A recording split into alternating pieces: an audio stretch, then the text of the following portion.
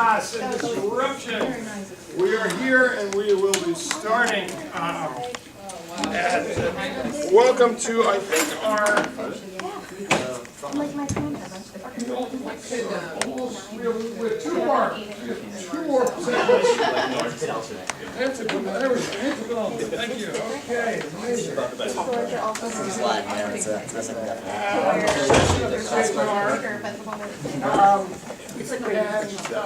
Today you are here because you are ready. Chit-chat. I'm trying to get this show on the road. Michael Martoccio is the Dissertation Fellow in the CHR. He comes to us from Northwestern. He is has a lot to say and is a major expert on both I would say the theory of broadly, we'll just say federalism, and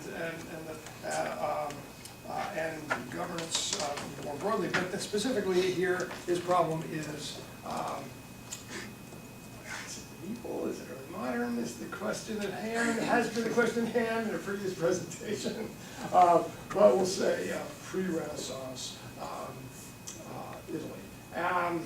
Diane King has been given a challenging task to leap from Kurdistan and kinship networks to late medieval modern Italy to provide us with a comment. So I think that's, that itself deserves a round of applause right now. We'll give you both a round of applause right now. And why do we do this? Well, I like to change our normal sequence. We're not that many, so I want to go over. I'm not sure everybody knows who everybody else is, so I'm going to start and we'll go this way. I'm John Brooke. I am in the department and I am the director of the CHR, and we'll start here. I'm Kerry Barber. I'm a grad student. History. I am Ligon Nimitz-Carlson. I'm a lecturer here in the Department of History and across the whole Department of Classics. I'm Jim Bartholomew, Emeritus Professor of Modern Japanese History at Ohio State University. Josh Wood, Early American Ph.D. student. I'm Sarah Paxton. I'm an Early American Ph.D. student and a law student. John Brown, African American Ph.D. Julia Strauss, CHR, Senior Fellow. Herman Zargar, Near Eastern Languages and Cultures, PhD student. Isakar Bolaños, third-year graduate student in Ottoman history. Andrea Ottone, graduate student in early modern history here at the Ohio State University. My name is Clay Howard. I teach U.S. urban history here at OSU. My name is Yin Zhang. I teach early modern China here. And I'm Diane King, and I'm the CHR Fellow, who will be here discussing. And I'm Michael Martoccio. First off, I just wanted to say thank you all for coming, and I'm very sorry for your loss. I did not intend that. And just in general, to the people at the CHR and to the whole department, thank you so much for this year. It's been fantastic. You've all been very welcoming and made Columbus feel like home. So it's been a really fantastic experience. So today, just for 20 minutes, kind of give you a bit of background. I wanted to kind of sketch out the intellectual genealogy of this project, where it comes from, where I think it's going, what sort of some of the problems are with it, and where I think it can comment more broadly on state formation. So there's sort of two geneses of this project. The first one, as happens often in Italy, started on a train. I was in Arezzo, which is a city in the middle of Italy, in July about 3 years ago. And anyone who's been in Italy in July knows it's the most miserable place in the world because you're surrounded by tourists and it's 110 degrees. And finally, one day I just got fed up and said, okay, screw this, I'm going to go to the beach. And if you're going from Arezzo to the beach, you generally will go through Florence, and you end up going through Pisa, and then go to where the nice beaches are, because Pisa is a bad beach. But what this happens to be also is you're going along the route of the Arno River, which is the exact same route the Florentines took as they were conquering sort of this regional state that they built. So as you're going from Arezzo to Pisa, you're actually kind of going back in time through kind of the series of conquests that Florence makes. And as I was on this train ride, I started to see the names of these towns that I've been reading about in the archives And I saw the town and I think, okay, this was conquered in 1350, this place is conquered in 1340, this is conquered in 1320. And then I started to think to myself that none of these places, while they were being sort of accumulated into the Florentine state, were actually being conquered by war. There was something else going on at every occasion. It was either Florence was buying someone, or they were making some sort of deal, or there was something else going on. Almost never did they actually just conquer a city by war. So that was kind of the empirical puzzle that got kind of the project started, was how can we think about a state growing without there being a high level of conflict? Can states grow through cooperation, through bargains, through negotiations? Now the second kind of vein or genesis of this project happened when I came back from that trip, which was I started to read a lot of scholarship on state making. And obviously reading the footnotes. And everyone that people were citing weren't historians, they were political scientists or macro sociologists. And I had no idea who these people were, or what they were saying, or why they were being cited. So I took a year off actually, and kind of learned political science and macro sociology, just so I can understand what's going on. And when I sat back down to write my dissertation, the first problem was having to write like a historian again, which is, you'll see certainly in the writing is always there, trying to restrain this social science impulse. But that as I went back and started to read the historical historiography, I found that historians were using a language that political scientists would have used in the 80s to talk about this. That political scientists had actually really moved beyond this kind of issues of conflict and war to a much more interesting ways of understanding how states can be created. And that historians, particularly at least in the Italian case, hadn't kind of updated their language. And so those are the kind of two puzzles or goals of this, which is the first of this empirical puzzle of how do you get state formation through cooperation, and the second one, how can history and political science and in historical sociology benefit from a conversation? So those are kind of the two broad goals. And then I lay out in the paper then 4 puzzles that I think come up when you start to talk about state formation or political development in early modern Italy. Now when we look at political development, I apologize for this PowerPoint, I could not get it to run, so if it's a little small, I'm sorry in advance. Generally when we look at the political growth or the political development of early modern Italy, we'd see something like this. So this is obviously, this looks like a complete mess, and I would not expect anyone to be able to read this. But that's what sort of the feudal environment looks like, right? It's sort of this complete mess of small cities, feudal lords, no central authority. And what we get when you sort of read the classic narratives of this is we go from this kind of messy picture in 1300 to a much cleaner picture by 1450. And so this is sort of the picture you normally get of Italy in 1450, Italy in 1494, right before the French invasion. Much cleaner, much simpler. One state has won, right? Florence has sort of come out. If you probably didn't even see Florence in that massive confusion there in 1300, but here is sort of Florence, the victor at the end of this series of conquests. And that's normally how it's painted, as Florence kind of conquering a region that it was always meant to conquer. Now, the problem with this, this kind of discourse is that people at the time would never talk about this process. It's not like there's the archival evidence says, we are conquering X, this is the way we're going to do it, we're going to fill up this state, we're going to make a state. There is no, the use of the word state is not even the language. Instead, you'll find a document that reads like this. So this is a letter, I'll read it out so people who can't see. A letter from a Florentine ambassador to a mercenary who sort of got out of control and they're trying to rein him in. It's from Christmas Day on 1384. And he writes to this mercenary, "We were most displeased to hear that you have ridden on the lands of the Pietramala, who are an ally of Florence. Took one of their forts by force and destroyed it against the pacts that we have made with them, in confidence. Go and raid in other lands that do not belong to Marco and Guido Pietramala. You should stay out of the lands of all our relations." And then they sort of say, here are the people who we've had agreements with, that you can't go and attack them. And they list their allies, which are other cities, Bologna, Perugia, Siena, Pisa, Lucca. They list their adherents, or mercenaries actually, Messer Galeotto, Abate de Castella, etc., etc. Then they list their, sort of these feudal lords, what they call raccomandati, people who are recommended to them, the Count of Battifoli, the Count of Mandorio, etc. So what this suggests is a very different kind of relationship, or a very different type of state formation.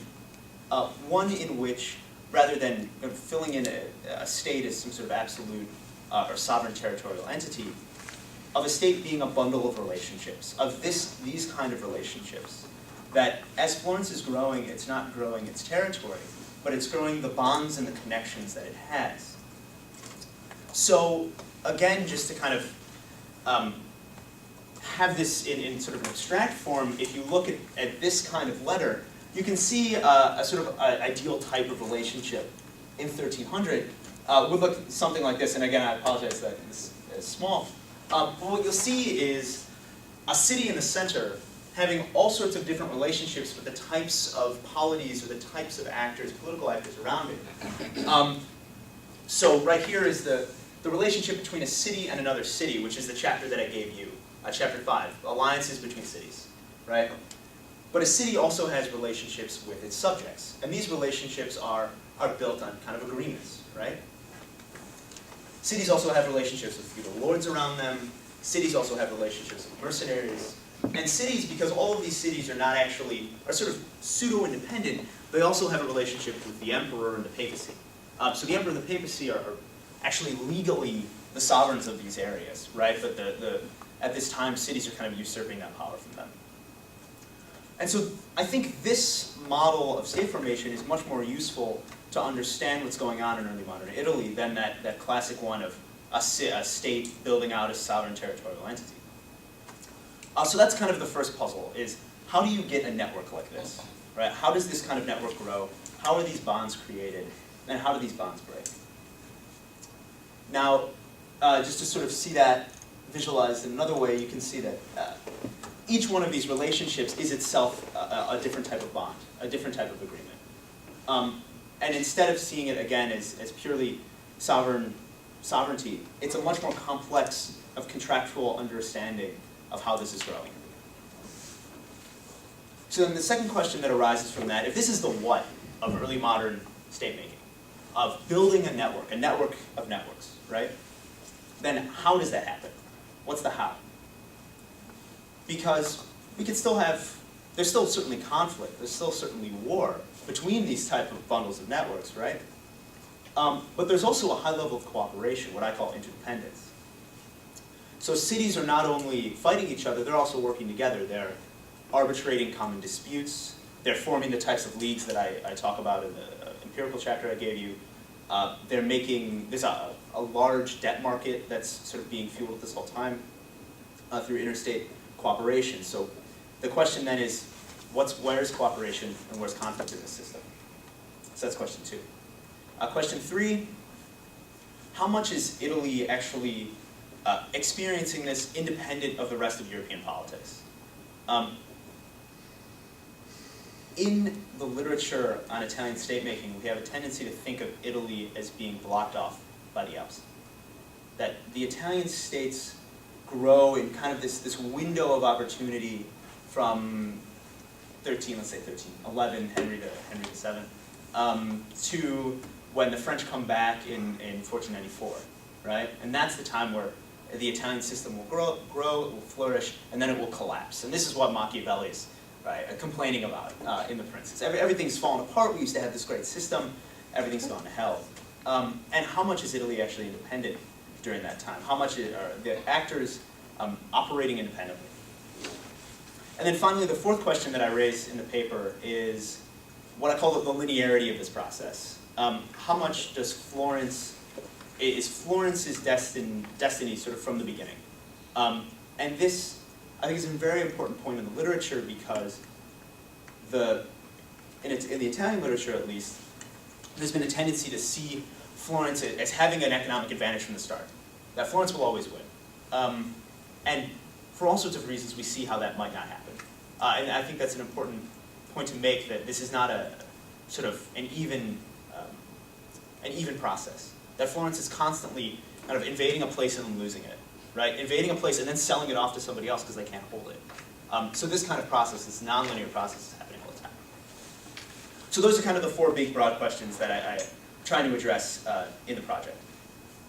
Now on to kind of how I address them in maybe a little bit more detail. So one of the first goals I have is to make this a regional project, to use central Italy as a broader region.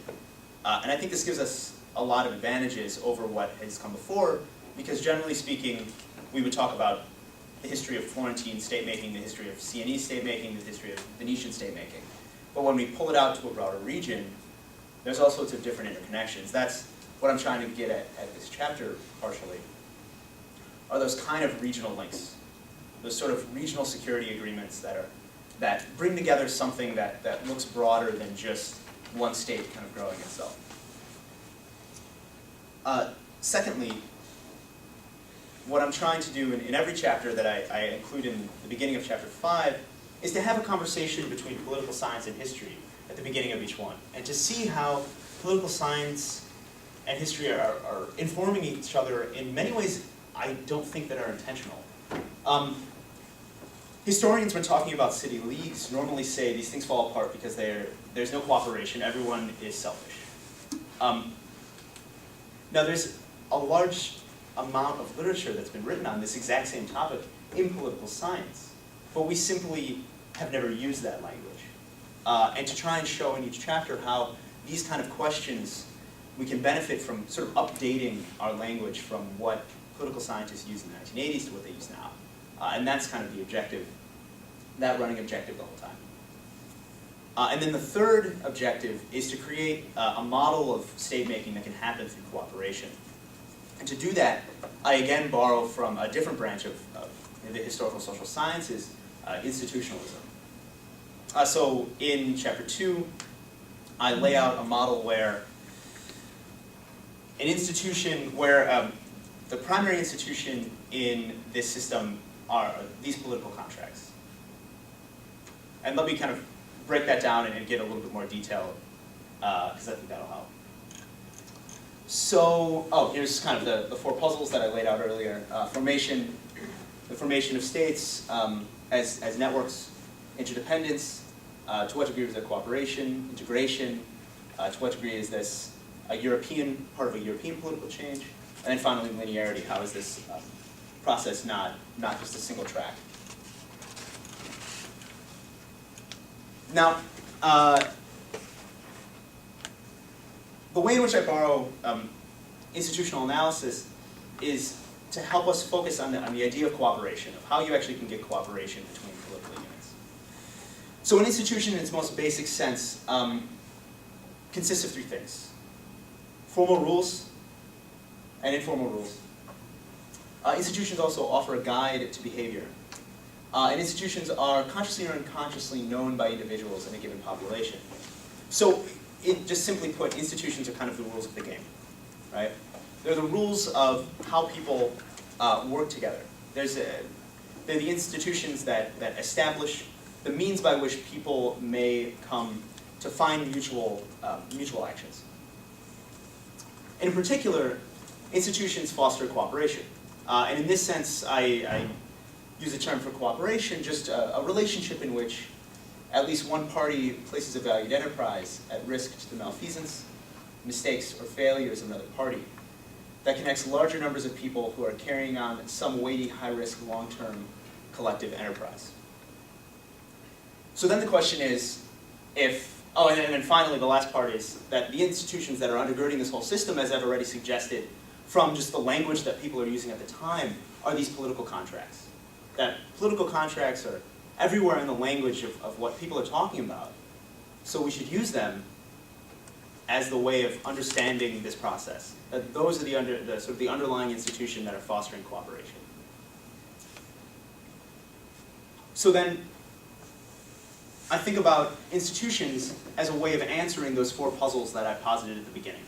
And I think they give us a lot. So first off, if we think about contracts as the sort of underlying institutions of this society, first off, institutional analysis directs our attention to what we may call cooperative dilemmas, dilemmas of collective action. And in particular, in this case, the dilemma is a profound security dilemma that is just buffeting this place, Italy at all times, and that's mercenaries. And that's what I'm trying to bring out in that chapter, that mercenaries profoundly change the sort of political or political, military, and social trajectory of these places. Mercenaries, for all sorts of different reasons, begin to flood into Italy at this time. And this makes Italian states have to start to think of ways to work together to fight off these types of threats. Second, institutions stress rules and how rules are kept. And this, I think, can help us a lot when we talk about contracts, because contracts are only contracts if people are keeping them, right? If people write them and then break them, they're not actually serving any purpose. And institutions, a large part of institutional analysis is thinking about why people keep their agreements, why people actually keep these contracts. Third, institutional analysis also points us toward why certain actors may be better than others. And it suggests to us why maybe Florence could have been the winner of this entire process without having to conquer all these places. Why, going back to that original question, why we could have this series of conquests, or this series of expansions without actual war. And it's that in this environment, if contracts are what matter, then it's keeping those contracts that are what matter the most in your institutional arrangements. So, what is a good way of keeping an agreement? How do you have institutions that foster that? How is Florence having an advantage in keeping these types of agreements? So that's, I think, the third point. And then fourth, why this process might be uneven and unlinear. One of the parts of institutional analysis is that institutions are not efficient. Right? They have no reason to be. They don't have to be. And that actually, I think, is very useful for us to think about how this process happens. Because we have a tendency of saying, Florence at 1300 is going to win the whole thing. We don't need to write the rest. But of course, that's not what happens. Florence has all these different tangents that it goes on. There's all sorts of reasons why it doesn't win. And institutional analysis actually, I think, helps us get to that kind of point of view. And I'll skip through. I was going to go in a little bit more detail into chapter 5, but I don't want to take up more time than we already have. So I'll just very quickly, and if anyone's interested, I sort of have the chapter summary for the bigger project. I certainly can talk about it. Maybe I'll just go through it really quickly. So section 1 sort of lays out this general theory of how cooperation and contracts and capital are making a difference in state making. Section 2 lays out a case study of this, and the case study obviously is Central Italy. And the chapter breakdown is each type of agreement that Florence makes. So the first chapter, chapter 3, the agreements between Florence and its subjects. Chapter 4, the agreements, which I apologize to Diane, the agreements between Florence and feudal lords that are having all these sort of interesting patrimonial and kinship relationships that would have been far more interesting to you than the chapter I gave. Chapter 5, which is what you read, relationships between cities and other cities. Chapter 6, relationships between Florence and the emperor and the papacy. These sort of very hierarchical kind of relationships. In chapter 7, relationships between Florence and its mercenaries. And then finally, section 3 looks at the comparisons and the conclusions. And just to go back to kind of that model I gave first, this is how the chapters break down, right? This is chapter 3, chapter 4, chapter 5, chapter 6, chapter 7. It's just sort of going around that circle is how you kind of break it down. So with the last little bit, I'll suggest what I think this can give us to talk about kind of states more broadly and what we've been talking about all year in the seminar. And then I think some of the problems that are still unanswered and that need to be, as I'm taking the dissertation to the manuscript to the book. So in terms of what the conclusions are, first off, that early modern states, we should not think of them as fixed entities. We need to think of them in a more networked, in a more relational way. These are bundles of networks, and that is, in a very essential way, the way that people at the time thought about them. You always get these kind of, we make jokes about titles and in the early modern period, right? I mean, you see, I am the Duke of blank, blank, blank, blank, blank, blank. But really, this has a history, this has an origin. And 1300 to 1500 in Italy, at least, is when that happens. When those that long series of titles is made. Second, that a state system may be shaped as much by cooperation around uncertainty as by conflict and war. There certainly is war going on here. I will not deny that. But at the same time, there's another side to that coin, and that is that these places are working together. And they are trying to manage a very uncertain and a very scary political world that they're in at this time. Third, that a suggestion of why we may get one dominant state, Florence, without necessarily Florence having to conquer everyone. And that's simply these sort of institutions, these contractual institutions, are not, there's no reason to think that that everyone's treated equally, right? That once we begin to have contracts being built and binding these these networks and making these states, that some states may be better at keeping these agreements than others. Florence, for instance, has a lot of money, so it can kind of throw money at the problem. Second, it's very, very stable. Unlike Siena, unlike Lucca, which loses a lot, which constantly has these overturnings of government, Florence actually remains fairly stable. So it doesn't have to erase its agreements every few years. And finally, at a more kind of epistemological and methodological level, that if we're talking about, there's been a lot of talk recently about international history, comparative history, and the history of the state, but without taking it and beginning to think about how other people have asked those same questions. We've had this turn to international history, comparative history, but we're not thinking about how other disciplines have already addressed these issues. And in this sense, I don't think this project is particularly original in using political science or using social science more broadly to help clarify a series of questions and help answer them. It's what historians have been doing for a very long time, just in other subdisciplines. 30 years ago, when we had problems with understanding issues of ritual, issues of culture, we used anthropology, right? I mean, we went, and that's the foundation of the cultural turn, was let's go and look at what another discipline's doing to ask these kind of questions. And it helped us answer a whole range of issues. In economic history, 20 years ago, we started to ask, how are we going to get at these kind of big, macro level problems? Well, let's look at how economics is doing it. Now we have cliometrics, right? We have an entire branch of economic history that's doing that kind of, the sort of methods borrowed from economics. So what I'm simply trying to do is take what people, I think, what good historians have been doing for a very long time, and do it for the international environment, for understanding state formation, for understanding these kind of questions in a way that can borrow from the social sciences in a productive way. And so finally, just the last thing are just problems that I think are going on, and maybe I'll leave this up, and maybe I'll stand underneath it with a question mark and problems above it while I talk. That would be nice. But things that I think aren't working, or things that I think need improvement.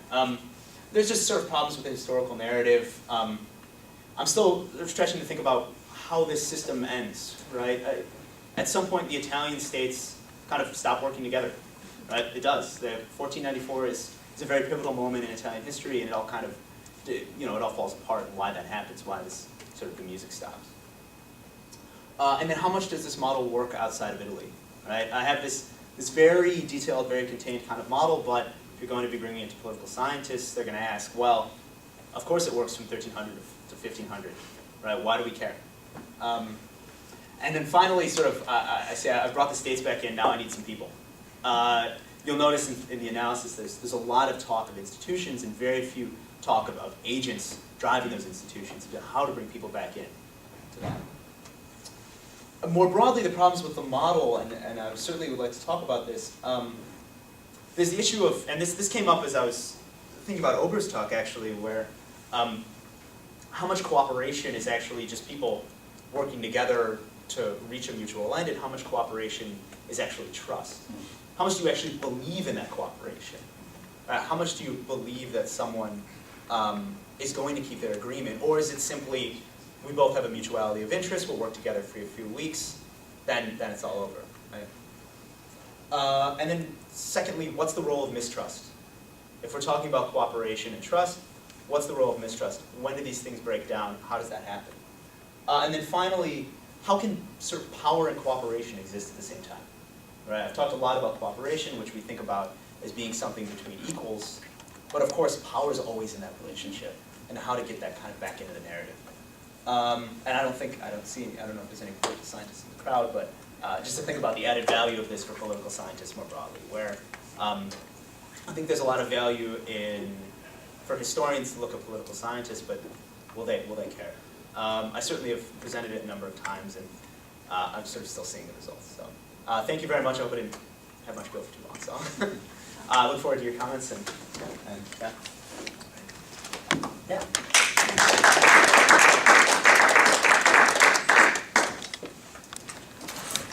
Okay. Yeah, I'd love some light actually, because I don't have any cards. Yeah, we can. So actually, I can sit here in the dark if necessary. Probably see it. Actually, I would love it if you had that map. that was exactly what I was There we going to go. do. This is That always was- the most, anytime I give a presentation, I always just put that up, because Yeah. I end up pointing to it all the time. There we go. All right. I thoroughly enjoyed that, and I have 13 points, unlike President Wilson. Only 13.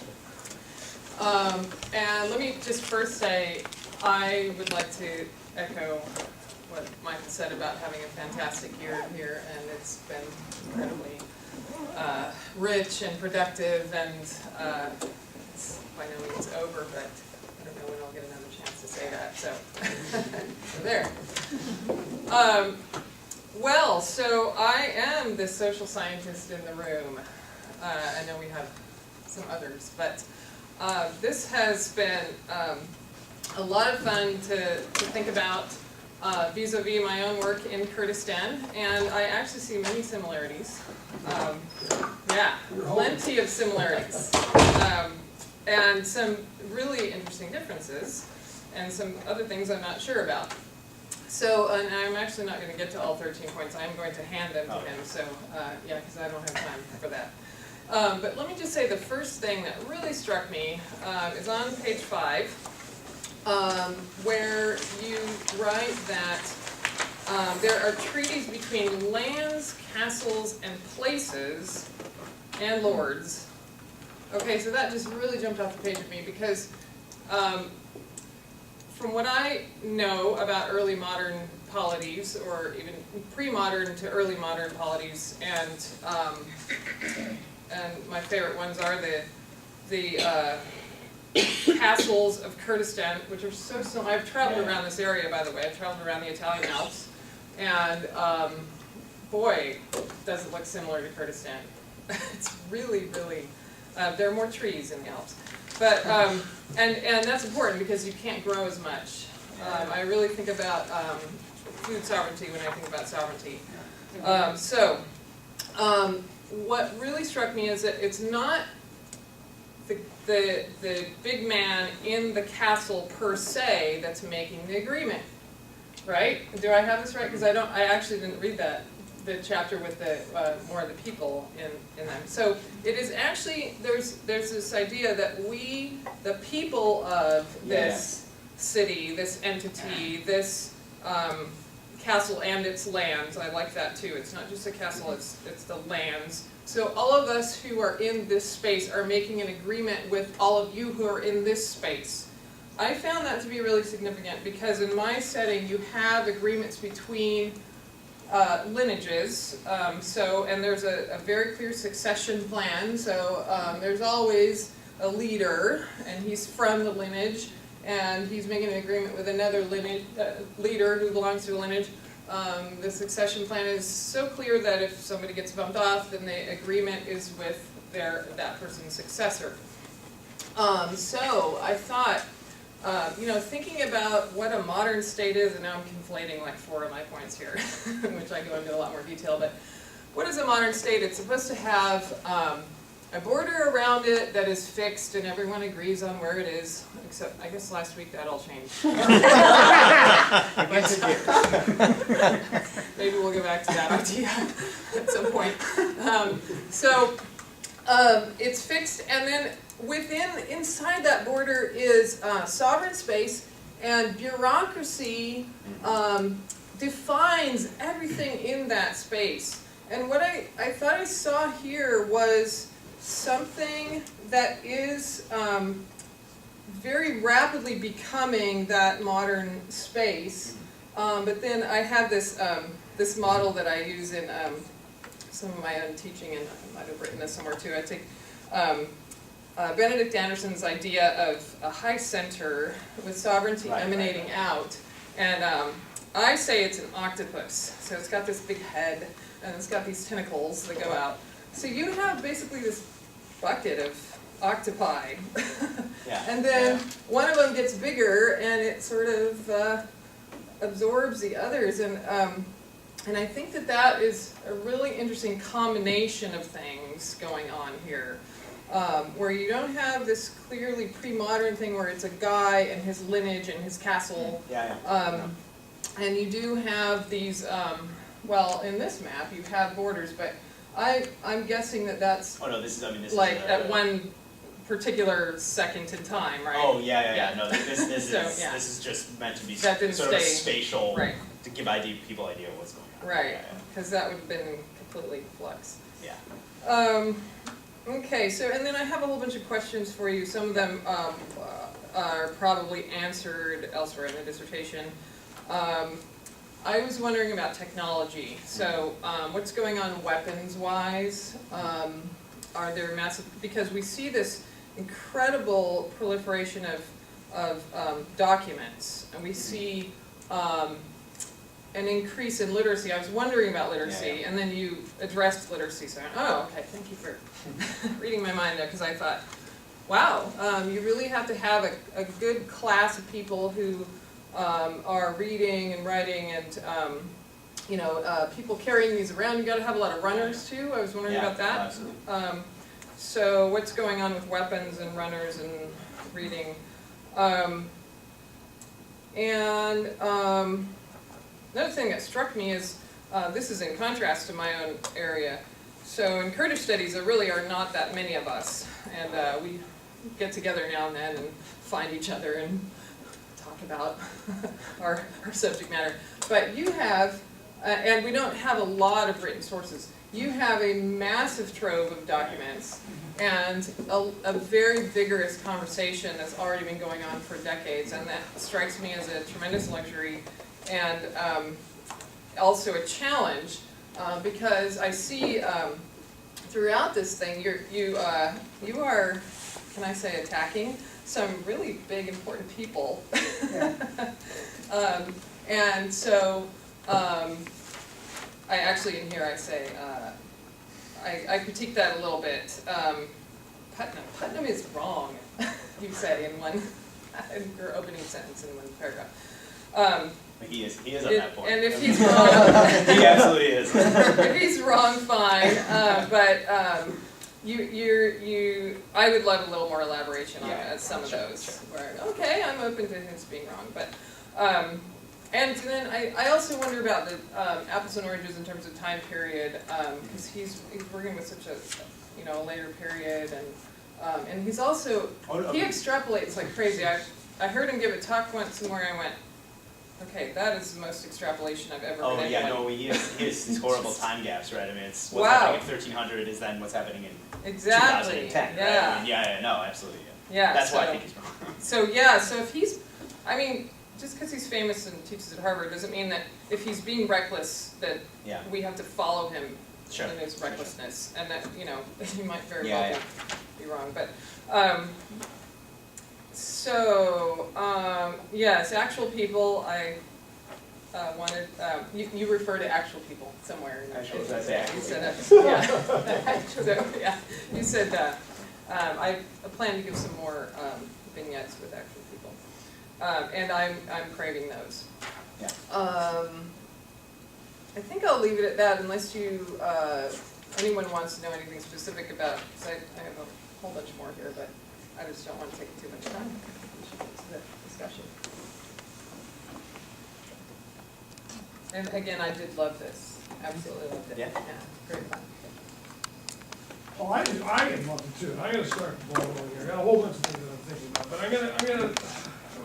at some point I want us to talk about the medieval, early modern composite state. And I want you to address the question of, it's just not so what question, but how extensive question. The composite state model is a generalized model that covers Europe. And you are painting probably the most detailed, careful analysis of how one subtype of the composite state works. Worked in the past and now, or aspects of it, and effectively the creation of the composite state, which I guess doesn't. So I'm going to ask you this is a two-part question. Okay. Part one, what are the analogs? How can we talk about the German states, perhaps? Right. What are the what are your thoughts at this juncture? You're doing early modern European history. You have to think big. You have to navigate. So what are the implications of the argument station? But then there's a point that you just dropped a few minutes ago that I said, aha, now we can get you. Which was a little point that Florence happened to be just a little more stable, and they just happened to persist. They didn't have these interscene conflicts. So this raises the problem of internal coherence and internal state structures, these octopi of high centers and their tentacles, some of which are failures, and some of which cohere. And so what are the characteristics that made Florence prevail? In the end, Florence prevails, and the others get absorbed as composites of Florence, in effect. So that possibly leads to the third question. Does the incorporation into the Florentine imperium, if you want to call it that, bring any internal structural changes to the other now composited entities? Sure. Do they change their ways? Do they change their local institutions to become more effective? Three questions. I'll sort of start with the third one and then go back from there. They would never use the word imperium. Yes, I know. If you were to use the word imperium, you would be. Never. They would. Exactly. It's a very threatening thing to say, and but when they do start saying it, that's a very interesting moment, and it's far after this period. So what I think is interesting is the sort of the semantics or the language trails what's actually happening on the ground. So even though Florence has these places for a very long time, they will never use the word imperium, and that goes throughout all of Italy, right? Never use that. Now, in terms of the internal structures of these places, so a little town, let's pick like Volterra or Pisa, right? That gets taken over by this. This has very little effect. Being taken over by Florence for a very long time has very little effect on it. They maintain their communal institutions. They maintain most of their governance. They have similar local tax structures. They collect the taxes in a lot of ways, both indirect and direct. When the change really happens is in the 16th century and the 17th century, where these people from these little towns get drawn into the center. So even though their kind of sovereignty is being drawn into the center, physically they're not going into the center. Or institutionally, not. Right, institutionally it's very subtle. Okay. Well, even subtle changes might be significant. Oh, no. And so then what I look at in chapter 3 is this exact question of what's really interesting is that, let's say just to take the case of Pisa and Volterra, Pisa becomes much more integrated into the Florentine state than Volterra does. Volterra manages to keep signing these agreements until 1472, when finally they kind of tick off the Medici enough that they sack the city. And this is a major, what they end up doing is they kind of break their agreement and sign and kind of bring in another lord. And this is seen as a major violation of this contract that they signed. and that's when they get sacked. It's for no other reason than that. And so that's the kind of questions that I look at, is why you get in these three different, or in these different communities, different internal structures.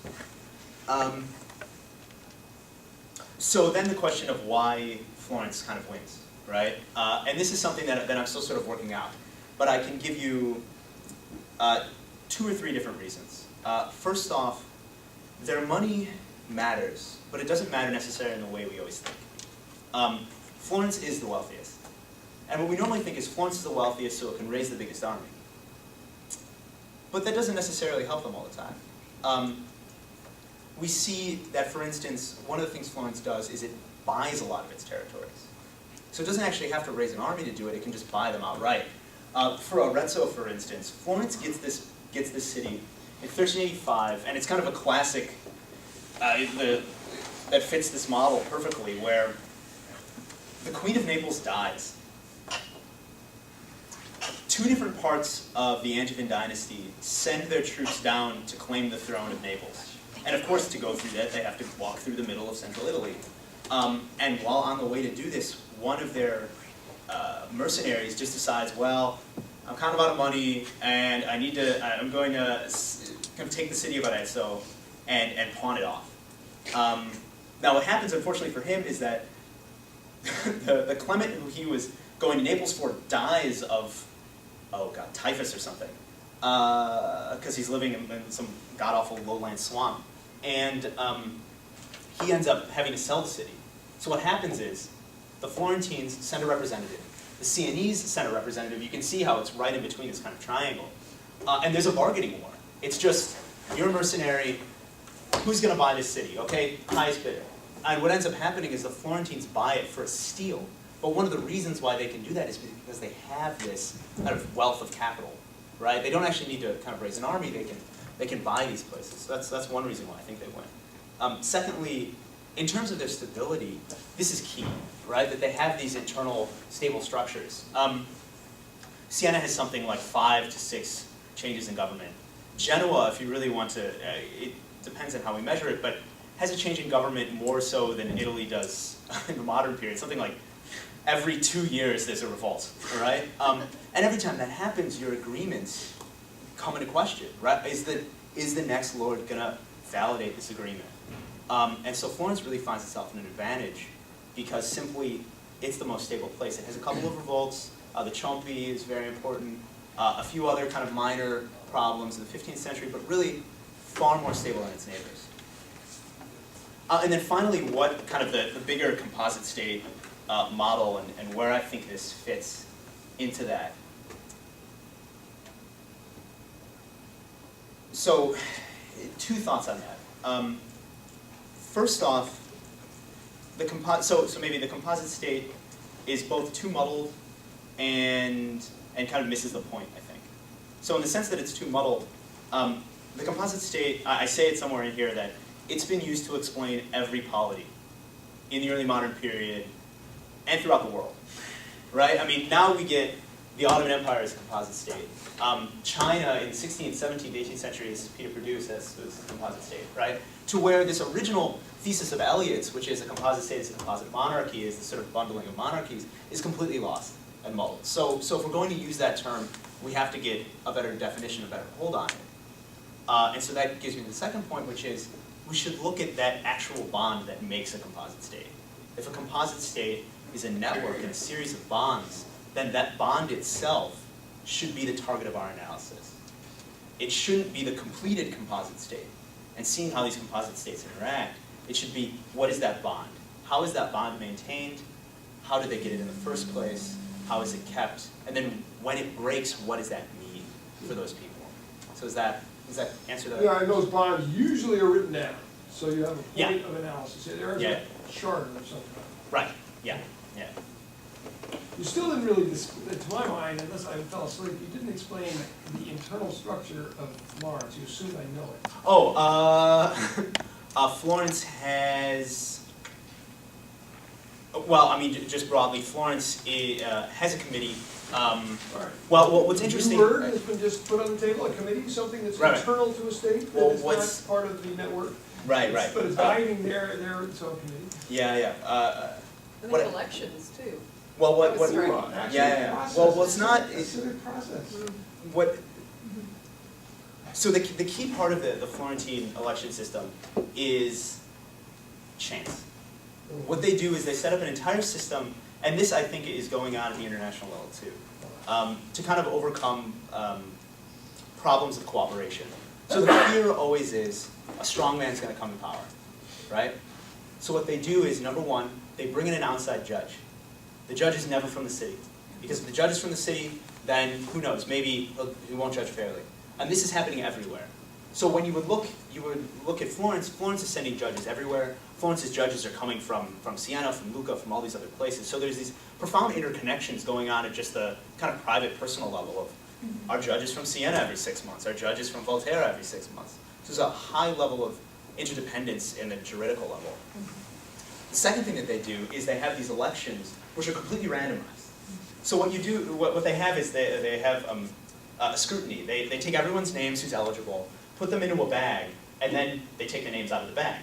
And that's who's going to sit on the committee. Pull it out of the hat. And literally out of the bag. What's the name of the bags in Italian? It's the scrutino. Is that? I forget. Yeah. Yeah, scrutino. Yeah, Oh, yeah. scrutinized. Exactly. And so what this is meant to do is to prevent a strong man from ever getting into power. Yeah. And that's the foundation, and that's not Florence. That's everywhere. All of these states use the same. All of these states use there's slight tweaks and slight changes. So what explains the stability of Florence versus the lottery system as it goes to everywhere? Right, and what ends up happening in most of these places is finally somebody does kind of manipulate the bags enough, or someone takes over. What ends up happening when the Medici come in is they don't get rid of this electoral system.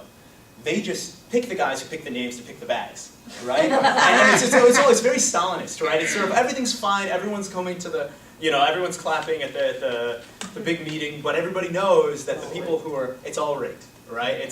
But it's interesting, the institutional legacies of that, right? That they can't just say, we're the prince, we're coming in, we're taking this over. It's, we're going to elect the guys who elect the judges, who put the names in the bags.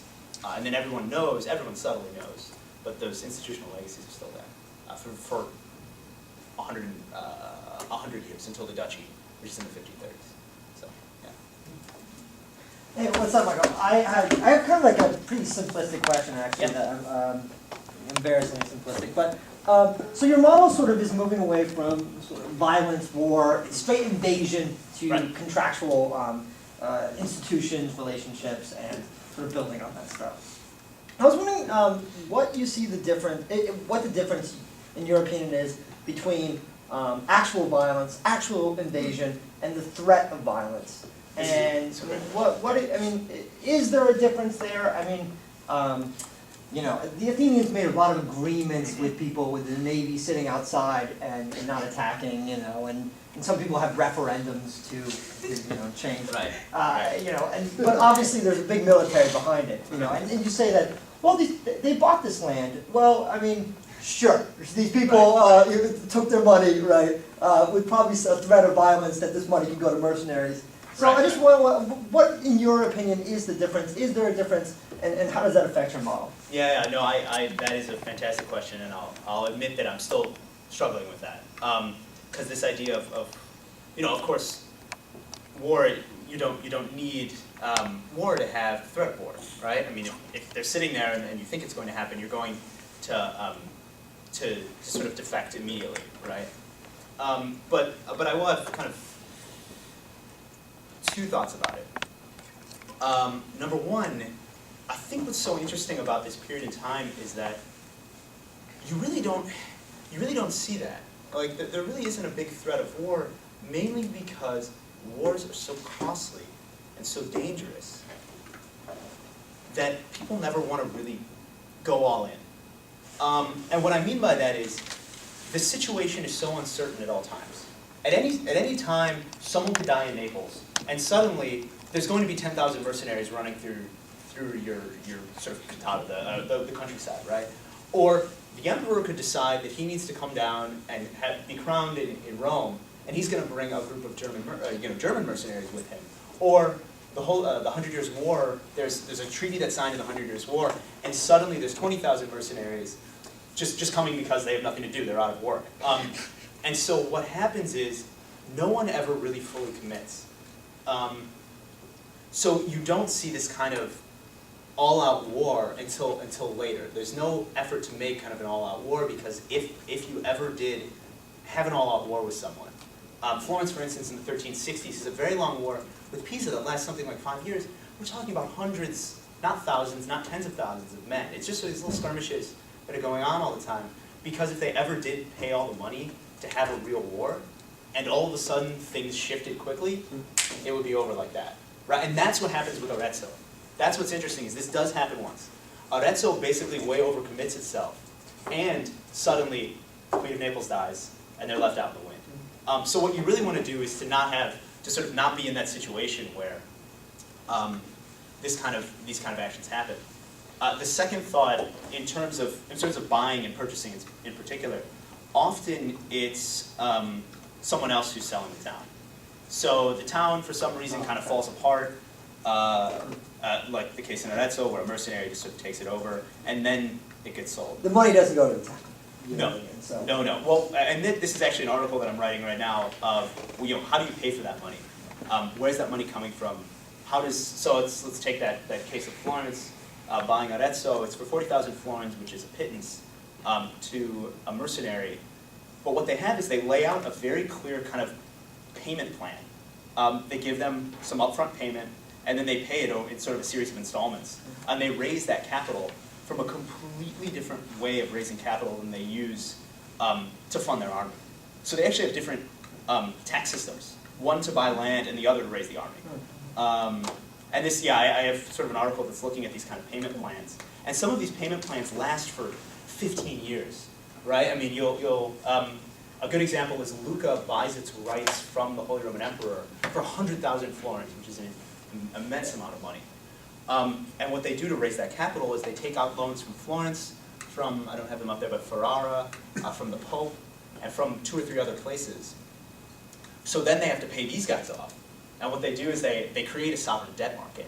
So the emergence of sovereign debt in Lucca has nothing to do with war. It has to do with them buying their rights from the Holy Roman Emperor, who just happens to be down in Italy, kind of hanging out for a few months. So very different kind of situations there, and it takes them something like 15 to 20 years to pay off all that debt. But it's done, and gets to sort of the bigger point of interdependence, right? You would never be able to pay off all those debts if you didn't trust that the guy next to you is going to actually pay, right? You'd never have those kind of debt markets unless you believe that someone's actually going to pay it out. So that answers your question. Yeah, sure. Yeah. That was good. No, and I'm still dealing with that, right? When kind of everyone knows they're going to invade, and so just let's give it up before it all goes to hell, right? This is absolutely wonderful work, absolutely terrific. I think it's fabulous.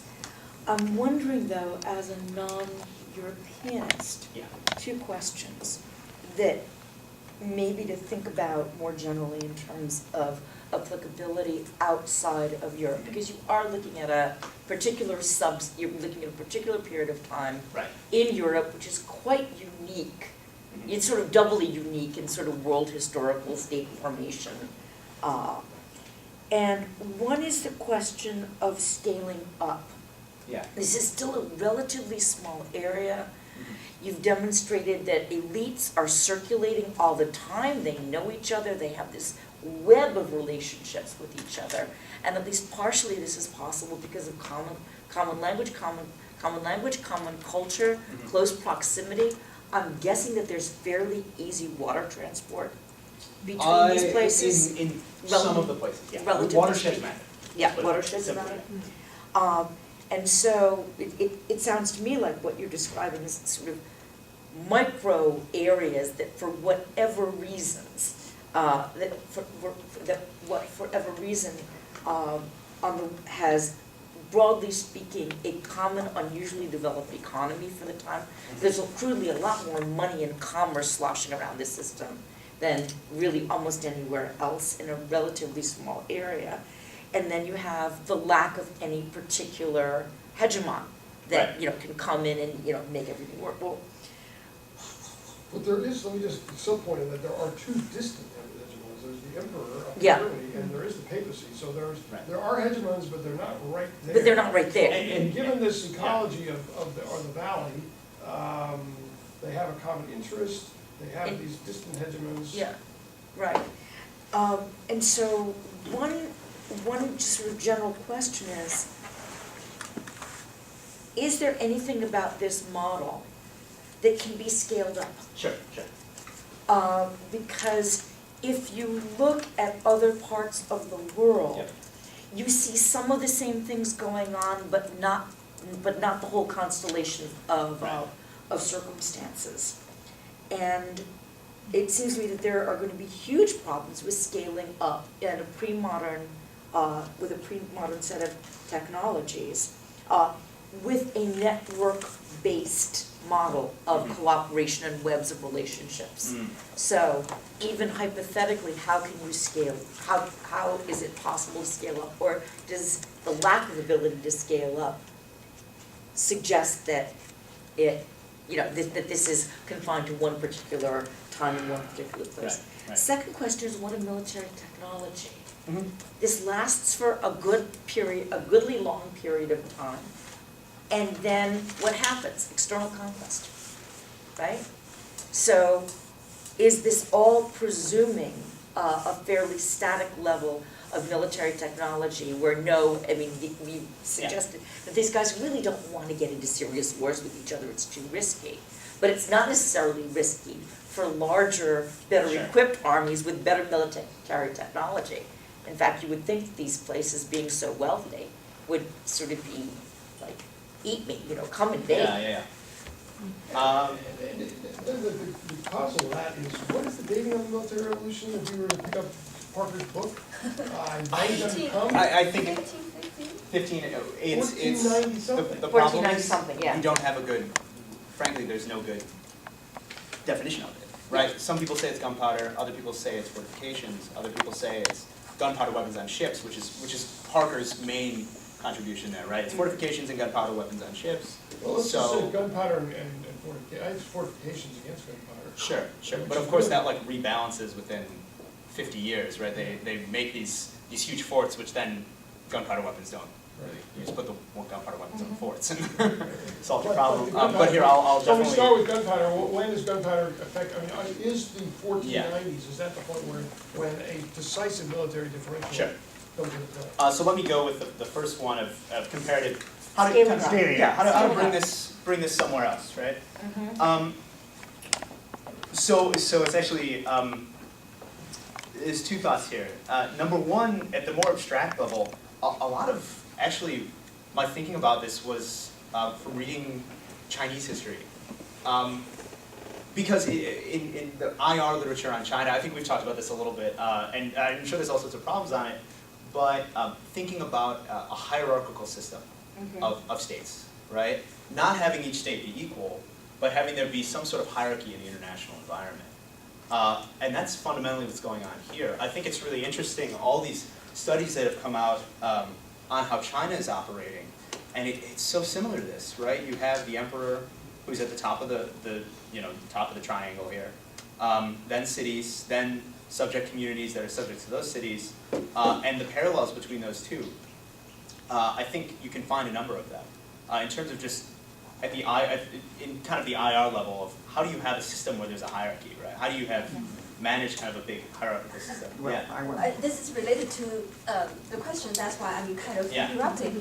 No, I think you need to clarify the concept of cooperation and the equals and hierarchy. Yeah. In the tribute system, Right. which is the Chinese system, Every- internet IR relation system, it's not the Chinese emperor and the Chinese cities.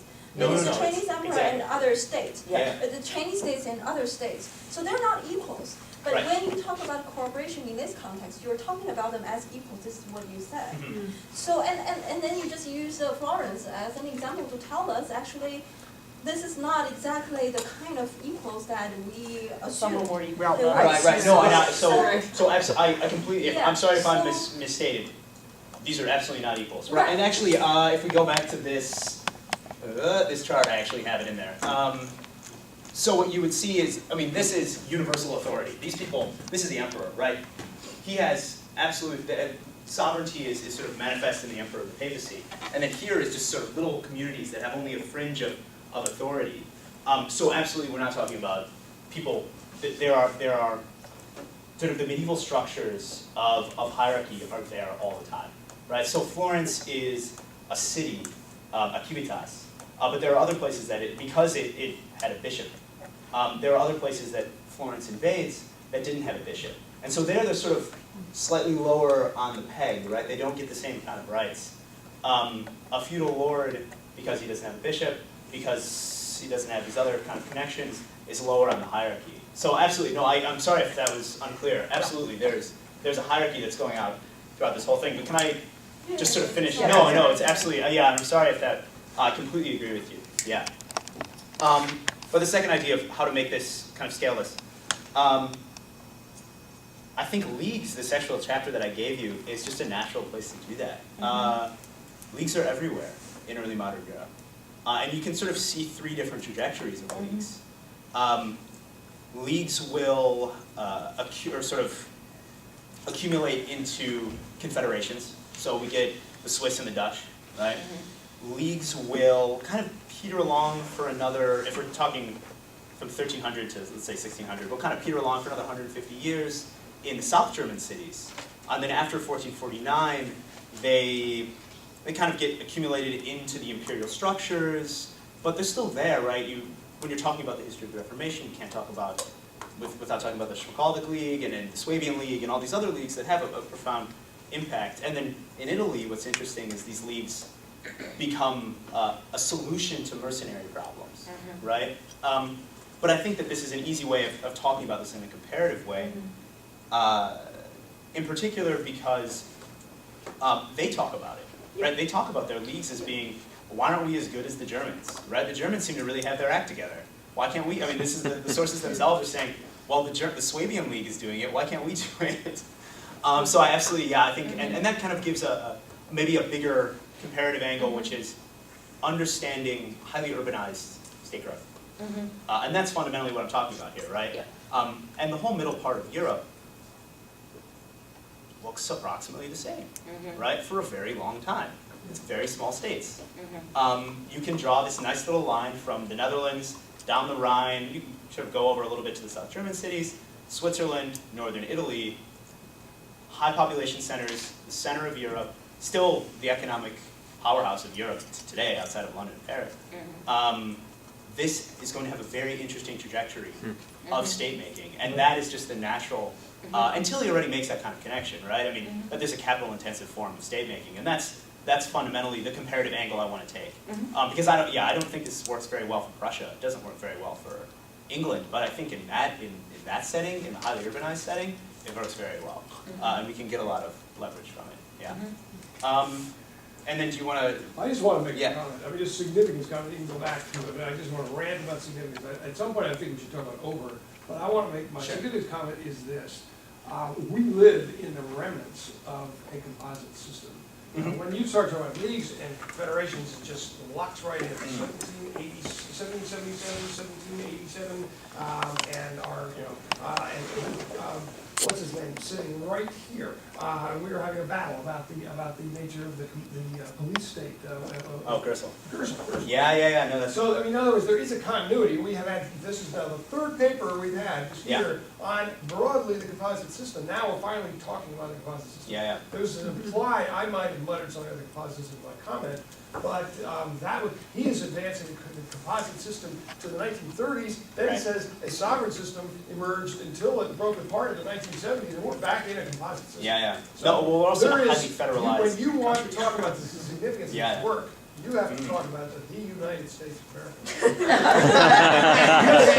When you talk about the Swabian League, and oh my God, my people are always, they're reading about these people. They're reading about these guys, and they're reading about the Greeks. Right, absolutely, and that's actually a really good point that I think Ober brought up, which is how much, American political thought is, thinking about these problems. How do you make a good federal system, right? And you can deal with the American political science, shoot them right between the eyes by saying, look, you think this is important? This is the roots of the problem that we're dealing with in the United States. This is had the original structure that's still in place here uniquely. Yeah, I'll and shut up. certainly That was an interruption. Yeah. I started to say something about the modern system of diplomatic representation that exists today. We know that in a certain conceptual sense, it's based upon the idea of sovereign state equality. Right. And the usual observation is that it's the Italians who invent this because of the particular structure of that peninsula and so on. And, you know, other places in the world, and of course China is the obvious point of juxtaposition here. This is an enormous country which has not historically tended to view state-to-state relationships on the basis of some kind of equalitarian assumption. And when the modern diplomatic system is then applied to China, we know that there's an enormous amount of resistance. Right. It doesn't fit Chinese conceptions very well. We also know, of course, that today's world we have these squabbles, sometimes bigger than that, as between China and Japan, China and Korea, kind of Vietnam, etc., to say nothing of Europe. Right. So these issues are sort of classical, it would appear. Yeah. And I think that that's a great, bringing up the diplomatic system, I think is a great point, because we have this idea that there's an idea of parity that begins in this Italian system, and it just doesn't, right? I mean, you have these, in the Peace of Lodi, there's this great moment where everybody, the emperor is there, and everybody gets in their proper position. So the emperor's at the top, or he's sitting on his throne, right? And then kind of the dukedoms are next, and the people who are marquis are next, and the next person, and then going all the way down to kind of whoever was the ambassador from some little place that doesn't really have a very high imperial title, right? So it's very clear that this is not parity, that there's no parity. And they would have a very clear sense always. Now that doesn't mean that people aren't trying to get up, to work their way up this system. One of the more interesting places that I look at the dissertation is this little place right here, which is just it's called Piombino, which means, what, leadlands. It's kind of a, I mean, it's this terrible place that is like just a big, oh, oops, wow. That's fine. Go to no subject, that's here. Oh, okay. And it's just this awful little place. But what happens is that the rulers from that place spend something like 100 years trying to get an imperial title. And every time the emperor comes down, they send representatives, they can't get it. And finally what happens is they give that up and they marry into the emperor's family. Better. Right? And this actually, that's why I wish I had given that chapter, because that is exactly looking at these kind of dynamics. What ends up happening is this family kind of has such bad marriage policy that it almost goes extinct. And thankfully they have an uncle who's in the middle of nowhere and kind of comes and saves the whole dynasty, because they the prince of the place finally can't get his wife pregnant, and finally she gets pregnant, and there's this big celebration when the baby's about to be born, and the baby's born, and the baby looks like the North African slave who lives at the palace. Whoa. And there's a scandal, and it almost destroys the entire family. And it's just, beggars can't be choosers. But this is sort of different dynamics that are operating there at the same time. That's hilarious. Yeah. Well, I'm always a fan of your work, as you know. I really enjoyed your work, and I have this kind of questions that kind of tied some of the comments and questions that people have raised. And they're relatively general. One is your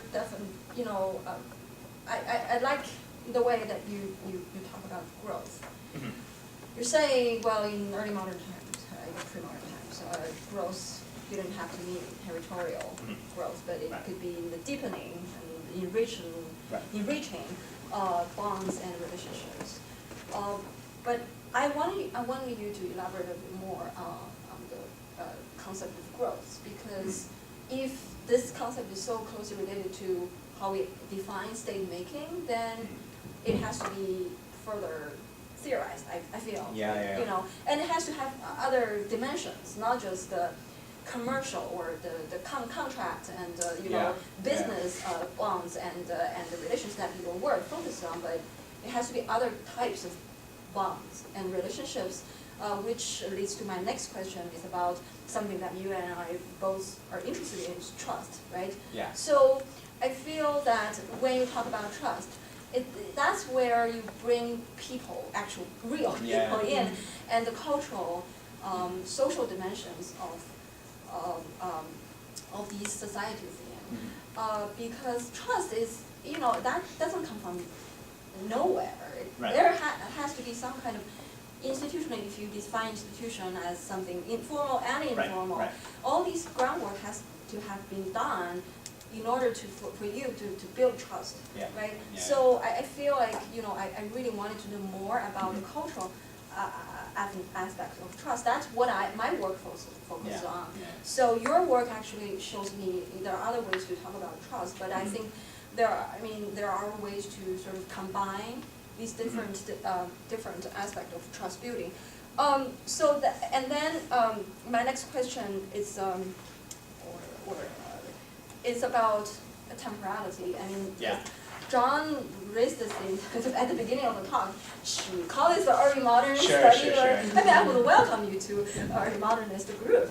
But so it's and so I wonder if now we're trying to give early modernity or early modernities a definition. How would your work contribute to it? And how, I mean, if you're familiar with the literature about debates about early modernity and relation between early modernity and modernity.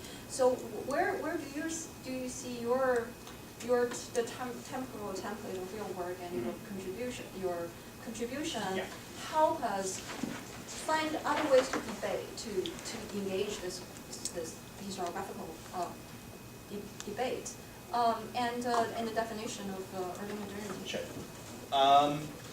So first is these sort of two questions about enriching bonds and trust. So yeah, I'll fully admit that this is I'm trained as more an economic and political historian than a cultural historian.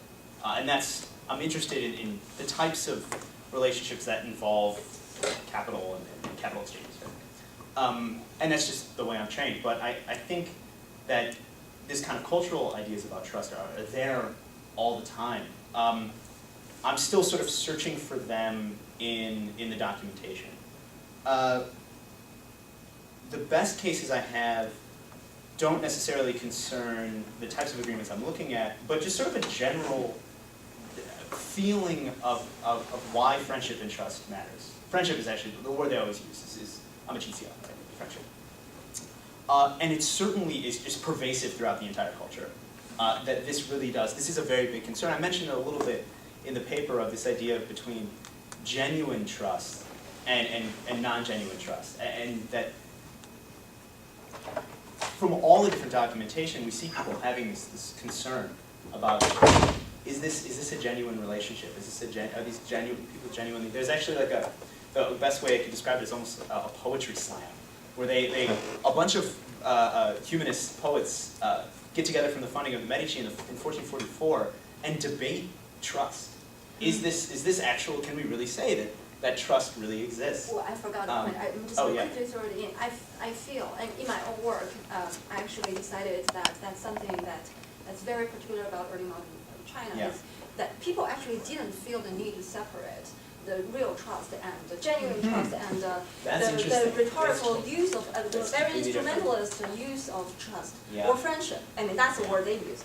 Yeah. So, and they didn't feel the need to do it. It's us who are trying to use this distinction to identify different relationships. But for them, it was perfectly fine for them to move along the continuum of Right. No, and this is definitely I completely agree. And Similar it's point, this is, I mean, it's something that in the book is going to have to be there, right? I mean, for right now, it's sort of, I have these relationships that I can tell, but they really believe in them, right? And that's, I think, I'm going to get a lot more leverage out of this argument, because when people really are saying that we believe this genuinely. So yeah, I think that's absolutely the next kind of stage in the research. Now, in terms of early modern, medieval, however we want to call this, I would argue that this is an early modern, right? I mean, really, that when you look at the structures of early modern, if you look at the structures of Italy in 1860, it's going to look amazingly similar to what it looks like in 1555 in Tuscany. You look at a map of Tuscany today, get rid of the boundary of Siena, and it's that map. Right, with a little bit, some things going north, right? I mean, kind of the Florentines advance a little bit north, but it's basically the same map. So these boundaries that are created, and these relationships that are created in this period that I'm studying last for 300, 400 years. So really, we should be pushing it back to this moment if we want to understand. Is the nature, is it the boundaries that's important, or the nature bonds, of the right, system? right. I would still argue it's the nature of the system, Yeah. right? I mean, that what's funny is, and someone brought this up of what happens when in 1494, right? I mean, when kind of everything falls apart, and everything falls apart for 40 years, and then they put it back together, right? I mean, the Italians, yes, they're kind of under formal or informal domination from outside powers, but they set up a very similar system, right? All these little duchies still exist. Imperial power still has a very important effect. Mercenaries are still roaming around. Yes, they're under better state control, but they're still around. These subject communities still have some independence. So if we're going to try to understand kind of this period in Italian history, particularly Italian history, we have to start here. Because you're going to look at it, and still today, you look at many of the provincial boundaries of these boundaries, right? Liguria, I don't think Lombardy is, but Venice is certainly, it's been broken up, but Tuscany are the same order, right? You know, the question of periodization, you're saying that your early modern, double early modern, has continuities going forward. So where's the boundary? Where does medieval end? What are the internal, I don't want to hear anything about any geographic boundaries. No geographic boundaries. Sure. I just want to hear about system. I want to hear about what are the characteristics of medievalocity? Right. Well, first off, I mean, of course, these structures last. I mean, they last for a very long time, right? I mean, we have this tendency of looking at early modern political development as being this massive rupture from the feudal past, right? And it's not. These structures exist for a very long time, right? I mean, they're still fundamentally building a system that has. I mean, this is the essence of the ancient regime, right? It's that we have titles. People have titles and they have ranks, and that's the core of what. So you have just pushed early modern back to the end of the Roman Empire. Maybe not. What I do think that changes though in around 1300 is you had a system of communes that were relatively independent and working together, and that's kind of the medieval system, right? And you just have these massive waves of mercenaries that disrupts that whole system. Requiring contract relations. Yeah, and that's what is the foundation of the composite state, right? A composite state is a composition of entities that were created in the Middle Ages, right? Or in some way in the early modern period, in basically this period, right? So if we're talking about a composite state, if we're talking about composite states in Europe in the 17th century, well, we have to understand where those compositions came from. Those compositions are medieval, right? And the units of the units, right. But those bonds are then made in this period. Right. If that makes sense. Well, what this opens up is a whole new CHR for the future, which is interrogating the temporality of the early modern. Early modern. Yeah, right. How do we globally think about the end of the end of antiquity? What is late antiquity? What is medieval? What is early? I mean, I would suggest that Song China, for its own reasons, is early modern. What? Early modern. Early modern in maybe 12th century. Right. Michael, can I share this Sure. maybe as a way to sort of think about this? So I can't remember which guru said it. It might have been Stuart Brand, said that the future is already here. It's just unevenly distributed. I think there's probably something similar happening in the past as well. But Italy and Song China are literally, world famous as being way ahead of their time. And that, everybody, you go back to, who was it about China, somebody talking about it as, the origins of modern economic growth begin in Song China. Can I say one more thing about, just to come back to topography though, and agriculture.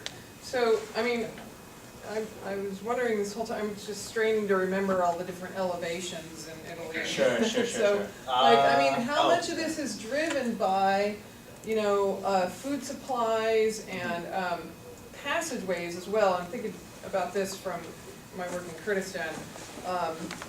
You know, for all of recorded history in Kurdistan, I'm sure much longer, you've had, you know, somebody's territory is beyond this certain mountain pass, Right. and you can always kill whoever's coming through the pass. Sure, and, sure. and, you know, so, but then again, if you're up the road, you need food. Right. And so, what's going on there, if there's time to? So discuss it's, at this point,